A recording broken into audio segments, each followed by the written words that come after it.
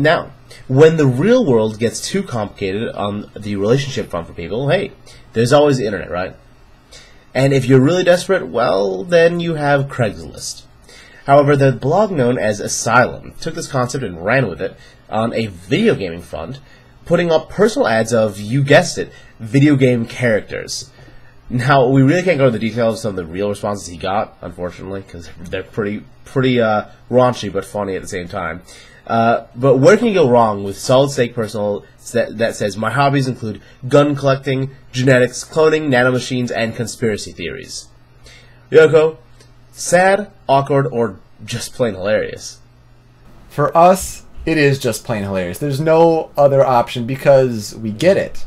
But for the people who don't get it, I feel sorry for them. I mean, their emotions are being toyed with, that their lustful carnal passions are going to be satisfied by fictitious characters that are made of highly detailed polygons and computer data. Yeah, that sounds hot. I know, right? What do you think about it? Well, just what you said. It's freaking awesome. It's hilarious. See, contrary to popular belief, actually no, I think popular belief is this. Playing with other people's emotions and love life and relationships and personal life is freaking hilarious. There's only funny things that can happen from that. Given, if it happened to me, that would suck. But I don't mind laughing at other people. Call me a hypocrite. It's funny. Now, I think that's all for this week's top stories. Coming up, 02D, what is it? Find out when we go Fireside with our first interview guest. And also, yay or nay? Do you buy this as Nintendo's latest mascot? Stick around and find out.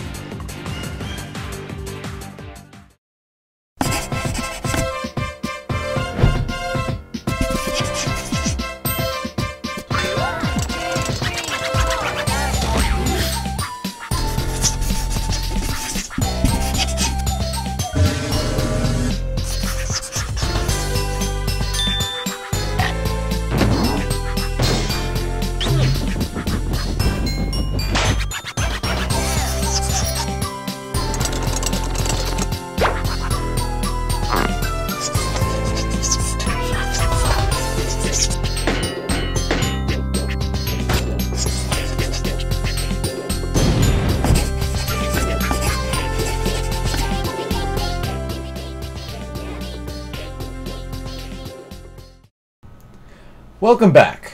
For our pilot, we talked about the latest games we were playing in a section called Game Gab, but now it's time for an interview segment called Fireside. This week we sit down with none other than web technician, aspiring game designer, and our good friend, the Buzzsaw. Welcome. You just call me an aspiring game designer? I did. I mean, you're going to have to get more into that later. But welcome to Show Me Your News, man. It's great to have you on our video podcast. Thanks for having me on. Not a problem. Well, for those that do not know who you are, tell us a little bit about yourself. What makes the Buzzsaw spin? Well, I am a gamer, just like anyone else, but the reason I really broke into the community was in Smash Bros. Melee. I entered the competitive scene back in 2005, and just got more and more involved since then. I've since then kind of retired from doing the whole competitive traveling thing to tournaments, but I have a fascination with gaming, and I'm an aspiring game designer myself, like you said, and I'm an admin over Smash World forums now. Alright. Smashboards.com is definitely the place to be for sure. Now, you've been our guest on several episodes of our Smash Brothers Brawl based audio podcast, even going as far as being the webmaster for our fan site. Now, what was it that got you interested in Show Me Your News in the first place? Well, it's kind of an interesting story, because back then, when you first started the podcast, I actually wasn't a loyal listener. I listened to 1 or 2 episodes here when you're doing it by yourself, and I didn't really follow it that much. But then out of the blue, I don't know if you remember, but I started writing for the blog at Smash World Forums, a series of articles called Smash TV. And you, at the end of one of your episodes, you gave me a shout out for one of those, and one of my friends was actually the ones that pointed it out. I didn't listen to the episode myself, and they were like, "Hey, someone mentioned you on Show Me Your News," and I was like, "What, really?"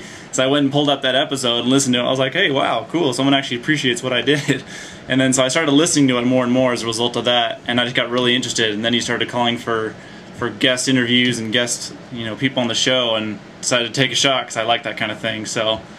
Yeah, man, what even happened to Smash TV? Like, you did that for a couple times, and then it kind of went away. Well, actually, there was nothing wrong with the series itself. I actually was very interested in writing it, but there was a period of time when Smashboards was just suffering, going down, crashing during the holiday seasons. I mean, we're talking 15-minute load times. I'd click a link and walk away and go get lunch and come back and it'd finally be loaded. And it was just so impractical. I just kind of went away from it. I didn't even visit Smashboards for about a month or two. And then as a result, that series kind of just died. But yeah, those were definitely bad times, especially when you had to do moderator duties on top of that.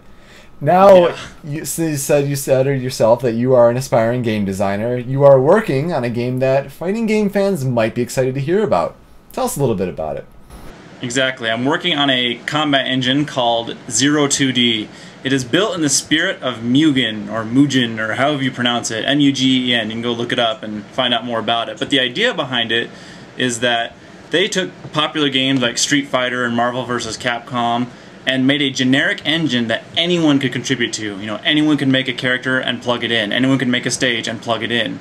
And I thought that was really cool, but there was a couple problems. First off, I don't like those kind of fighters. No offense to those who do, but I like Smash. You know, I like the Smash physics. I like the platformer where you play King of the Hill and you try and build up damage and knock them off. And I thought it would be really neat if there was sort of a a Mugen equivalent for Smash physics. And so I decided to head up this project, and I've already garnered a lot of support, and I'm right now just waiting to finish school. I just have a few more finals, and then I can get going on coding the engine for real. But we've got artists and composers, and I'm really excited to get it going. Yeah, aren't you doing this for school, actually? Aren't you doing it for credit of some sort? That's my goal. Next January, I have to do a senior project to help me graduate to finish school.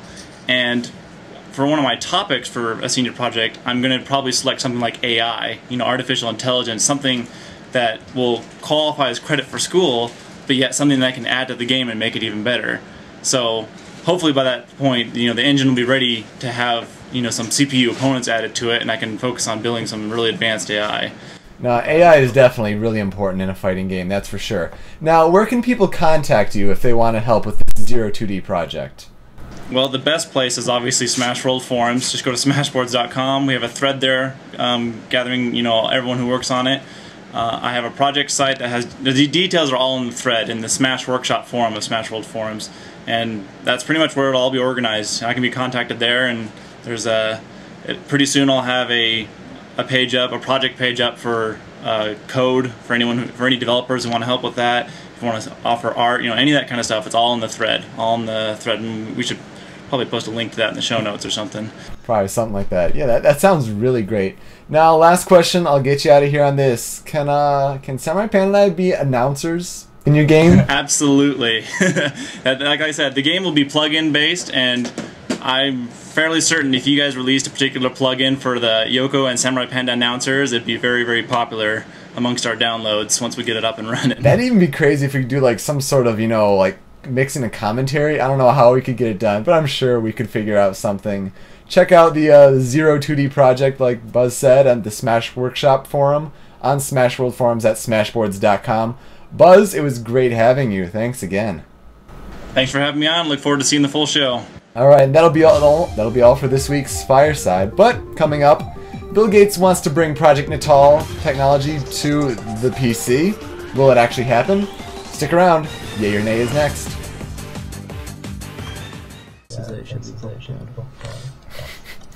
We need internet. We need to make up people. Poof poof. Poof poof. Now, this is usually the part of the show where we'll play some prognosticating games or look at subjects that are tied together in some sort of fashion. With that said, it's time to show you a game called Yay or Nay. Let's look at what's up first.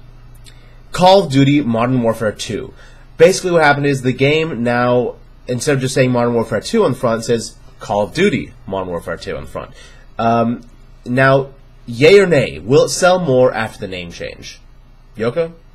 I'm going to say it's not really going to make a difference because, they had all these campaigns, even during like the NBA All-Star game, I think it was, or during the playoffs or whatever, they debuted this really long trailer and it looked beautiful, and they were calling it Modern Warfare 2. I mean, putting the Call of Duty stamp is the obvious thing to do, but I don't think it's going to make a difference at all. So I'm going to go nay on this. You know what? I'm going to take the opposite stance. And actually, you know what? I'm not even going to say yay or nay. I'm going to say duh. Of course, putting your brand name on it will make it sell more. It's like instead of calling it Mario Sunshine, you called it Sunshine. You really think that's going to sell? Unfortunately, Mario Sunshine did sell because the game sucked, but you get my point.